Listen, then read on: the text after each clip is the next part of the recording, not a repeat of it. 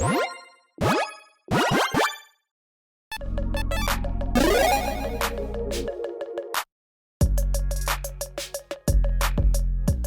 everyone, Mitch coming from the Commander Score Studio. Welcome to the show. So, Lost Caverns of Ixalan Precons are out, and now it's time to upgrade them. If that is what you would like to do. If you'd like to upgrade them, great, you're at the right place. If not, hi. Welcome to the episode that you might just ignore what I'm saying. Regardless, on this episode, I'm going to go through some upgrade options that are budget-friendly, less than $1, and ones that are outside of my budget, more than $1. With all that said, let's jump into it. So, for the Blood Rites Precon deck, we've got Clavileño. I think that's right. I don't know. First of the Blessed, 2/2 Vampire Cleric, 4/3 mana. I'm sorry, I'm so bad at pronouncing things. Anyways, whenever you attack, target attacking vampire that isn't a demon becomes a demonish to other types. It gains, when this creature dies, draw a card and create a tapped 4/3 white and black vampire demon creature with flying. Essentially, this is a command that says, hey, are you a vampire? Cool. All right. Now, also, you're a demon, and by the way, when you die, I get stuff like another vampire demon and a card. So essentially, yeah, you want to be aggressive, you want to be attacking. It doesn't have to be necessarily with this one, because again, it says whenever you attack, not attack with, this commander, essentially. And also, you want to make sure you have a lot of vampires in play. You want to make sure you've got ways to essentially make sure that those vampires die when they do become demons, so you get that juicy value. And of course, you want ways to take advantage of that value. So with all that said, let's jump into some ways to upgrade this deck.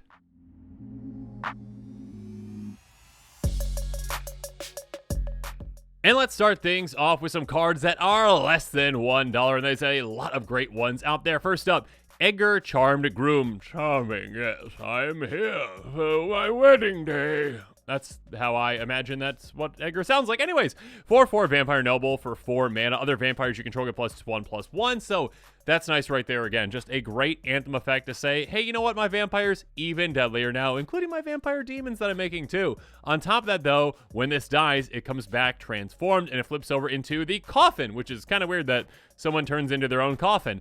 Anyways, let your artifact at the beginning of your upkeep, you make a 1/1 vampire with lifelink, and also get a bloodline counter on this. If there are 3 or more counters on it, remove them and transform it, so then it flips back. Lovely. So again, on one side, you've got an Anthem. On the other side, you've got a token-generating machine. And of course, being able to make a lot of tokens, even if they're just 1/1s again, can be very effective because, hey, when they die, if, you said now you're a demon, then now you get an even bigger vampire demon and a card as well. Moving on. Anawan the Ruin Sage. This is just a really good vampire to include in a vampire tribal deck. A 4/3 vampire shaman for 5 mana. Beginning of your upkeep, each player sacrifices a non-vampire creature.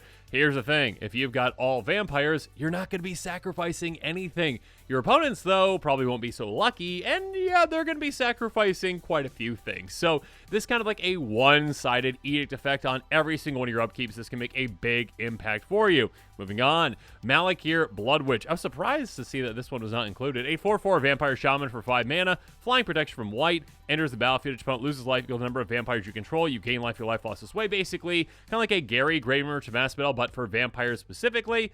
And being able to just drain your opponents for a ton of life, gain a ton of life, absolutely fantastic. So make sure you're keeping that in mind. Also, if you maybe have some Feigned Death type effects that can really play well with this, using it, abusing that ETB, getting it back when it dies, and of course, we've got ways to ensure that it does die, and we'll talk about some of those here in a bit.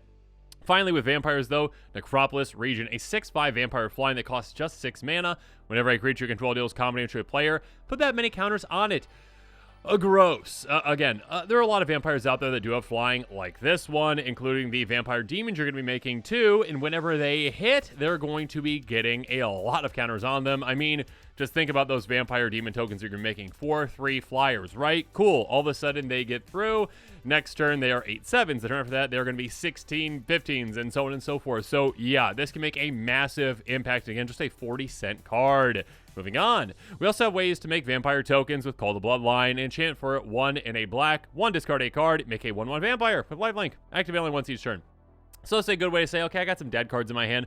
Let's just switch that out and change it up into a token that, of course, We can kind of turn this into a looting effect in a way because, hey, when that token vampire dies, if we turn it into a demon, you know, then we get to draw a card as well and replace that with an even bigger demon vampire with flying. There we go. Moving on. Erebos Black-Hearted. Ways to take advantage of our vampires dying on top of our commander. Yeah, this is a great one. A 5/6 indestructible god that says, well, it's your devotion less than 5. It's not a creature. That's okay.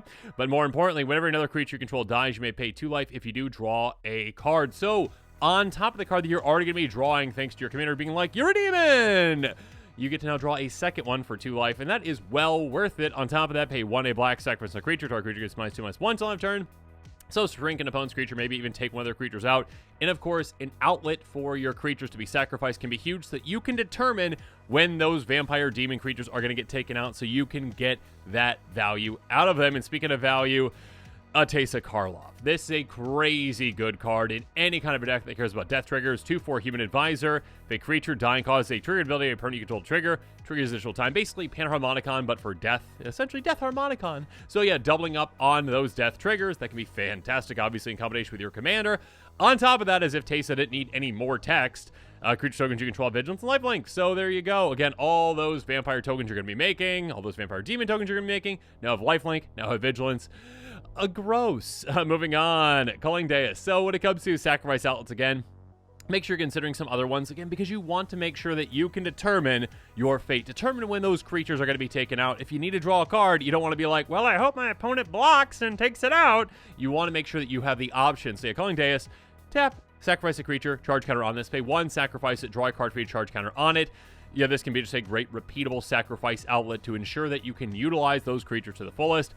And a somewhat mean one, Mind Slash. Yeah, this is just 22 cents, but it's 22 cents worth of brutality. Enchantment for 3 mana, pay a black, sacrifice creature, choose a player, and they review the hand. Oh no, choose a card from it, they discard it. Only at sorcery speed, but still, hey, yeah, your cards are going to be gone. You're going to have no cards, essentially, at a certain point.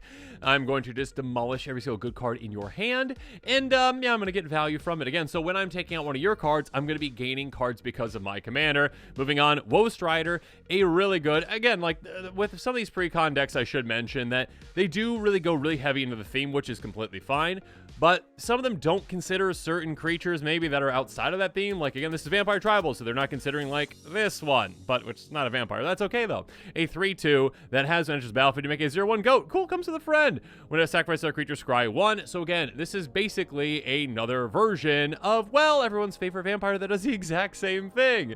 Escape it, so you can actually get it back in the graveyard. Comes with 2 counters on it. So, a free sacrifice out that provides you a lot of value throughout the game. Not technically card advantage, but card selections. That can be pretty fantastic. But yeah, make sure you're considering sacrifice outlets like this one, especially free ones that are fantastic.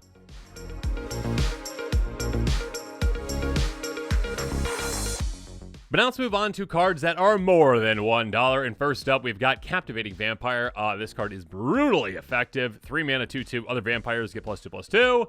So your vampires get another Anthem effect again, which really helps you out throughout the game. And of course, yeah, everything's a vampire now. Tap 5 untap vampires you control, gain control target creature, it becomes a vampire too. So essentially just, hey, you get vampires in play, you steal your opponent's creatures, you turn them into vampires, which you can then turn them into demon vampires, which then you can sacrifice them.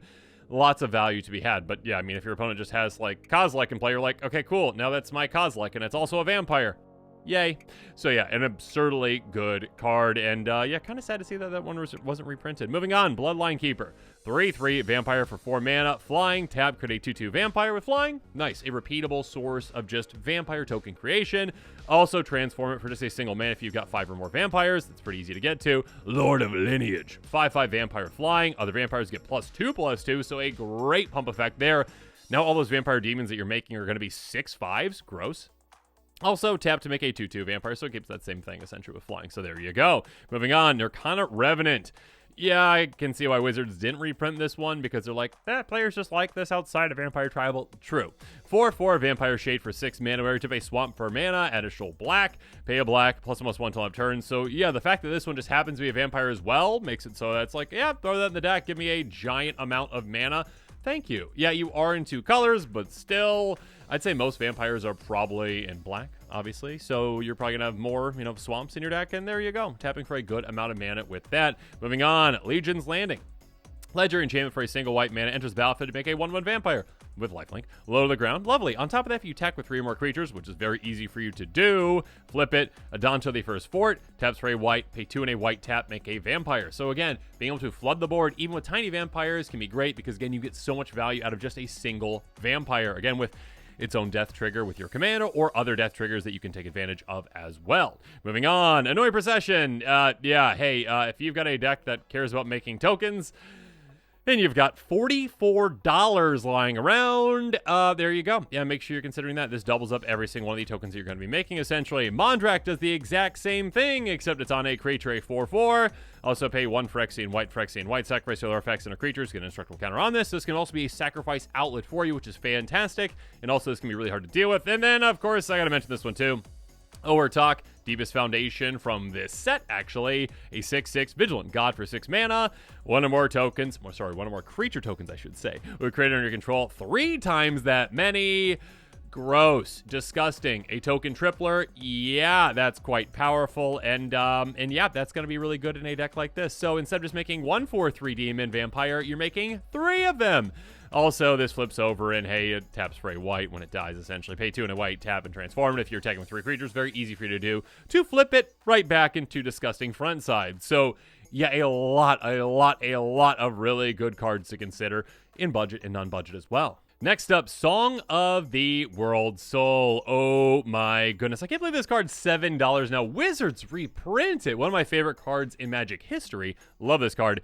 Enchantment for 6 mana, very simple, very effective. Whenever you cast a spell, populate. So any spell you cast now is like, oh, what's my best creature token? Okay, I get an extra one of that. So being able to make just a lot of 4/3 flying vampire demons, absolutely lovely. So a great card to consider. Moving on, Drivnod Carnage Dominus. Yeah, 8/3 for 5 mana. That's quite nice. Also, by the way, hey, did you like that Teysa? Do you like that Teysa effect? Cool, have it again.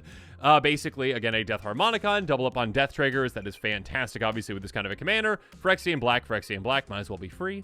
Exile 3 creature cards from your graveyard, get an indestructible counter on this. Again, this can be very hard to deal with very easily. And again, it's an 8-power creature. Moving on, Dark Prophecy. This one's an enchantment for black. Whenever a creature you control dies, you draw a card, lose 1 life. 1 life for 1 card is well worth it.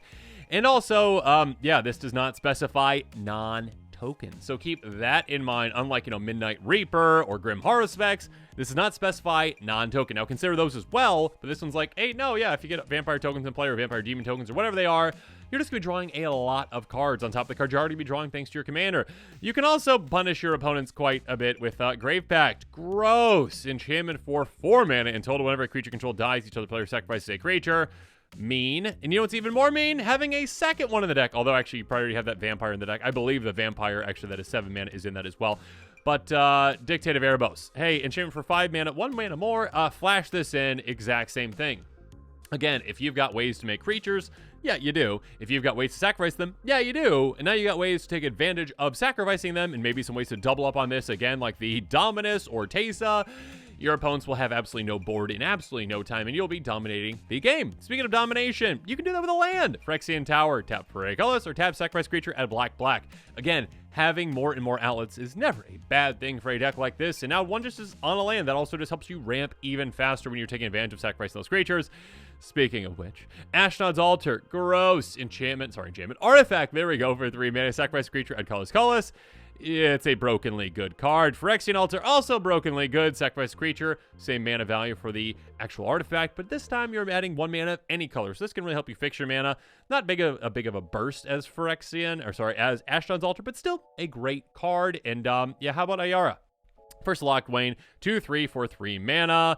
Whenever another black creature's mouth under control, each opponent loses 1 life, you gain 1 life, so drain your opponents quite a bit. On top of that, a great outlet, a repeatable one, but one that is not just a free one. Essentially, you have to tap it, sacrifice another black creature, draw a card. A lot of the vampires you're going to be making or putting in play are black, so therefore, sacrifice them, get even more value out of them, and really take advantage, again, of death triggers, EDB triggers, all the things.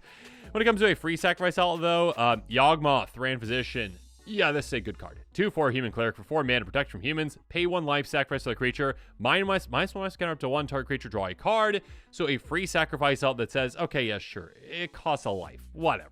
You get a -1 counter a creature. Lovely. You can take your opponent's creatures out. Also get to draw a card. And also pay black, discard a card, proliferate. So you can take out those creatures even more. Or yeah, if you get counters on your own creatures, cool. Get them even larger. So yeah, a lot of great outlets in the upper budget tier. But now this episode is coming to a close. It's time for me to hear from you. So in the comments below, let me know what your thoughts are on my picks for the budget and non-budget cards for the Precon upgrades for this deck. Yeah, let me know what your thoughts are. Let me know which ones I might have missed. Make sure you check out that card list link in the description below. Stay tuned for more exciting episodes. And of course, as always, thanks again and have a good one.